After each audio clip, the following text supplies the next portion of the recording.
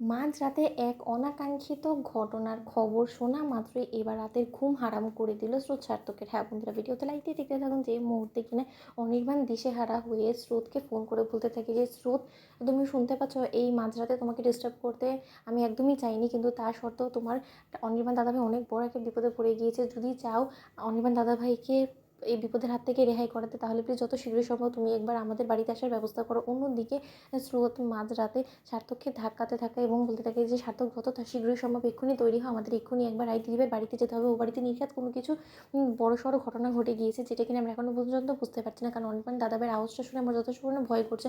অন্যদিকে স্রোতকে সান্ত্বনা দিয়ে সার্থক বলতে থাকে যে স্রোত, যা কিছু হোক না কেন আমরা সেখানে গিয়ে সর্ট আউট করতে পারবো, কিন্তু তুমি এতটা উত্তেজিত হয়ে না, এতটা টেনশন করো না, আমি যত শীঘ্রই সম্ভব তৈরি হয়ে আসছি। অন্যদিকে স্রোত সার্থক তখন তৈরি হয়ে ও বাড়িতে যায়। ঠিক সেই মুহূর্তে নীলাঞ্জনার এই বিধ্বস্ত অবস্থা দেখে নীলাঞ্জনা রাইকে জড়িয়ে ধরে কাঁদতে থাকে এবং বলতে থাকে যে রাই দিদিভাই, তুই এর একটা বিহিত কর। আমি কোনো মতেই আর কারো কাছে গিয়ে বিচারের জন্য হাত পাতবো না। আমি চাই যে এর বিচার তুই নিজ হাতে কর।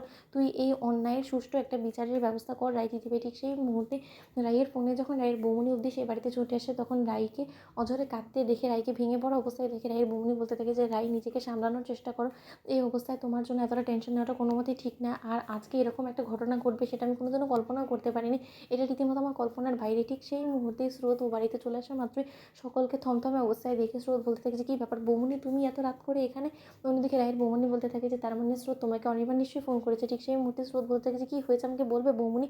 তখন নীলু বলতে থাকে যে স্রোত, যা কিছু ঘটেছে সেটা নিশ্চয়ই তুইও বিশ্বাস করবি না। শুনলে আসলে কেই বা বিশ্বাস করবে আমার মুখের এই কথাটা, যে কিনা মানুষটা একটা ফেরেশতার মতন সর্বক্ষণ চেহারা নিয়ে ঘুরে, সেই মানুষটার চেহারার আড়ালে যে এত নিকৃষ্ট মানের একজন মানুষ রয়ে গিয়েছে, সেটা কেই বা বুঝতে পারবে। অন্যদিকে স্রোত বলতে থাকে যে তুই আমাকে খুলে বলবি, আর তোর এরকম বিধ্বস্ত অবস্থা কেন বল। অন্যদিকে নীরু বলতে থাকে যে স্রোত, আমার গায়ে প্রত্যেকটা আঁচড় এবং আমার গায়ের এই অবস্থা দেখে তোর কী মনে হয় বলতো, ঠিক কী হতে পারে আমার সঙ্গে আজকে কী ঘটেছে। অন্যদিকে স্রোত বলতে থাকে যে এমন কিছু নিশ্চয়ই ঘটেছে যেটা হয়তো বা কেউ আমরা কল্পনা করতে পারি না, কারণ তোর ক্ষেত্রে তো যা কিছু ঘটুক না কেন সেটা অনাকাঙ্ক্ষিতই হয়, যেটা কিনা আমরা কোনোদিন এক্সপেক্টও করতে পারি না। তাহলে তুই একটু খুলে বল। অন্যদিকে নীলাঞ্জনা বলতে থাকে যে আমার সার্থকের সামনে কথাগুলো মুখে বলতেও বাচ্চা, কিন্তু তার সত্ত্বেও আমি বলতে বাধ্য হচ্ছি। সার্থক, তুমি প্লিজ কিছু মাইন্ড করো না। অন্যদিকে সার্থক বলতে থাকে যে না, আপনার মুখে যে কোনো কিছুই বাধে না সেটা আমার খুব ভালো করেই জানা আছে, তাই আপনি কী বলতে চান বলুন খুলে। ঠিক সেই মুহূর্তে নীলাঞ্জনা বলতে থাকে স্রোতকে জাপটে ধরে অঝরে কেঁদে যে অনির্বাণ দাদাভাই আমার কাছে আসার চেষ্টা করছে, সে আমার গায়ে হাত দিয়েছে, সে আমার রীতিমতো শ্লীলতাহানি করার চেষ্টা করছে। স্রোত, ঠিক সেই মুহূর্তে স্রোতে চরম এক ধাক্কা লাগে এবং স্রোত বলতে থাকে যে দিদিভাই, তুই মুখ সামলে কথা বলতো, কী সব ভুলভাল বকছিস বলতো।